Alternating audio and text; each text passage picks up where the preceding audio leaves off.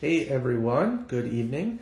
It's Monday night, so here I am. This is the third episode, if you will, of Mindful Mondays. And if you don't remember, last week's card that I pulled was don't explain your philosophy, embody it. Don't explain your philosophy, embody it. If you want to hear what I had to say about that one, just go back to last week and check out my video there. This week's card is a little bit different. This card is, the quote is, your greatest challenges are your greatest teachers. Your greatest challenges are your greatest teachers. And then the question on the back, what's one piece of wisdom that came to me, or that came to you, through suffering that you are grateful for? What's one piece of wisdom that came to me through suffering that I am grateful for? I have a lot I could say on this subject. I think all of us know, right? You learn from your mistakes. This specifically says challenges. Doesn't have to necessarily be a mistake. But this card reminds me of a book I read. It's called The Gap and the Gain. The Gap and the Gain. Highly recommend this book to literally anybody out there, because it's a great approach to sort of altering your thinking to a more positive state of mind and frame of reference. The Gap and the Gain. So the crux of this book, what it really says is that there's gap thinking and there's gain thinking. A lot of successful people are in the gap. And what that means is that they're measuring their success based on the gap between where they are today and where they want to be in the future, right? The problem with that is where they want to be in the future is, one, it's ever changing. Especially successful people, they keep moving the bar, they keep pushing the bar. So you never really necessarily might not ever get there. And so that's a problem, right? If that's how you're measuring success. The second thing is, a lot of times people's goals, dreams, visions are based on a really idealistic situation. That's something you can strive toward, but again, you might not actually hit it, and that's okay. And so, but what we find is a lot of these folks, although they're very successful, they're not very content with their life and where they've been, which is probably why they keep pushing so hard, right? Trying to get to the next level. To flip that around and think about gain thinking, that's a way where you measure success backwards. So you look at, where did I start? Right? Where did I start? Where was I 10 years ago? Where was I 5 years ago? Where was I 3 years ago? 1 year ago? Where was I a month ago? Right? And you measure success backwards and say, you really put yourself in the shoes of that person you were back in the day, and then compare that to where you are now. Facebook actually, makes it fairly simple to do that. I get a lot of notifications about, hey, 10 years ago, 15 years ago, whatever, you made this post. A lot of times they'll post from when I was back in the military, and I was a knucklehead back then, right? So I see those posts and I'm like, man, what the hell was I thinking, right? I'm a totally different person. That feels like a whole lifetime ago. I do not even resonate with that person most of the time. So seeing that, and then seeing progress I've made where I am today, that's very fulfilling. That's huge. So how does this tie to this card? Well, one thing he talks about in the book, The Gap and the Gain, is to think of a positive in any situation, right? No matter how bad the situation, you can think of positive. I don't care what it is. And case in point, I'm going to pull this out here. I still have yet to read this book, but he actually highlights, can you see that? Yes. All right. Well, I think the words are backwards. Anyways, can I flip this around? There we go. All right. Man's Search for Meaning by Viktor Frankl.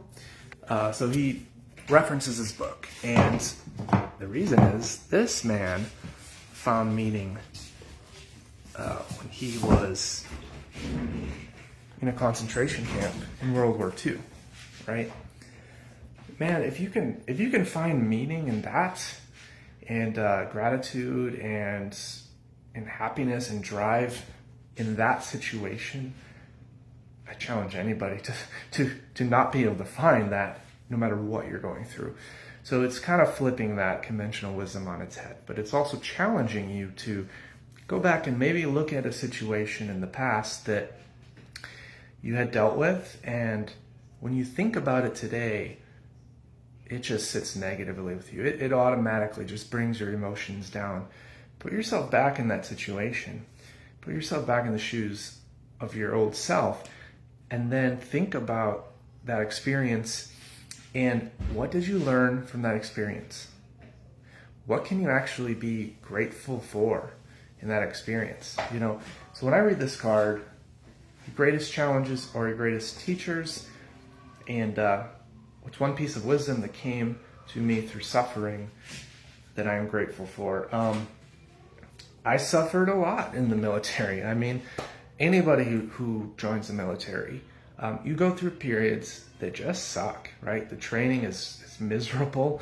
You get deployed to Afghanistan, Iraq, wherever it is you end up going, whether you're on ship, we call it a MU, a Marine Expeditionary Unit. Everybody's got their stories, and there's a lot of stories. And with each of those stories, most of them come with some amount of suffering, right? And that's just part of life. But you can be miserable, and you can think back and just be totally negative about the situation. But for me, man, I'm taking advantage of everything that I can from my time in the military. One, I've got so many friends from all over the country. I just reconnected with a friend back in Maine, and haven't talked to him in years, but it doesn't matter. Like, we just have that connection. So it's so amazing to have all those friends all over the country. I can literally go travel to any state and I know somebody there. I don't care how long it's been. I'll reach out to them. They'll be happy to meet up with me. That's been my experience. So you can't take that away. VA loan. I'm on my second VA loan. If you don't know, if you're a veteran and you haven't used a VA loan or you don't know what that is, please reach out, if anything, and I will give you my experience. I'll educate you on what I'm familiar with and what I know about that, and we'll get you rocking and rolling because you don't want to miss out on that opportunity. I used my the GI Bill. I think I went through grad school. I think I came out of that, and now Stanford, which is a private university charging $65,000 a year. I came out of that with only $5,000 in student loans, right? So much to be grateful for. So yeah, I struggled, but I learned a lot. I learned to work hard. I learned self-discipline, and now those things are all coming back around to do nothing but help me. So I'm extremely grateful for those experiences. So I challenge you to do the same thing, right? Think back, as far back as you need to go, and think of a challenge that you had, and what's one piece of wisdom that came to you through suffering during that challenge that you are grateful for. And maybe think back to something that normally would bring negative associations, and we call it a reassociation.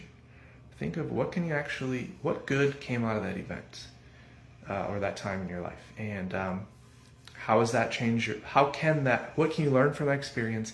How can you use that to actually advance your life in a positive way and learn from that experience? So that's it for today's Mindful Monday. And put in the chat, put in the comments what